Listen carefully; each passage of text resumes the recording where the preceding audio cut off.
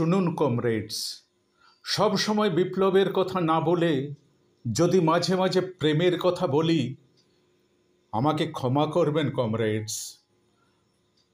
সব সময় ইস্তেহার না লিখে যদি মাঝে মাঝে কবিতা লিখতে চাই, আমাকে ক্ষমা করবেন কমরেডস। সব সময় দলের কথা না ভেবে যদি মাঝে মাঝে দেশের কথা ভেবে ফেলি, আমাকে ক্ষমা করবেন কমরেডস।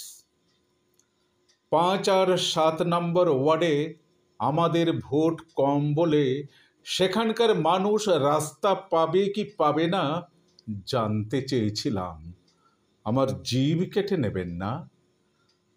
পার্টির ছেলে নয় বলে ইকোনমিক্সে ফার্স্ট ক্লাস চন্দন কাজটা পাবে কি পাবে না বলতে চেয়েছিলাম।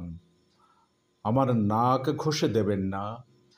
দাগি বদমাইশ আমাদের হয়ে উর্দি বদল করলে রেহাই পাবে কি পাবে না বলতে চেয়েছিলাম। আমায় জুতোয় মারিয়ে যাবেন না। বিশ্বাস করুন কমরেডস, আমি দলছুট নই, বিক্ষুব্ধও নই।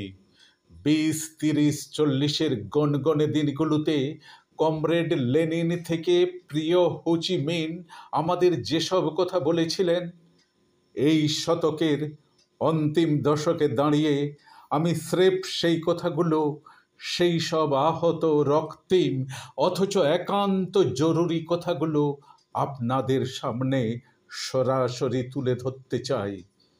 জানতে চাই, অবিশ্বাস আর ঘৃণার ছোট ছোট দরজা জানালা ভেঙে আমরা কি একবারের জন্যেও সেই বিস্তীর্ণ মাঠের উপর গিয়ে দাঁড়াতে পারি না, যেখানে সূর্যের আলো সব জায়গায় সমানভাবে এসে পড়ে।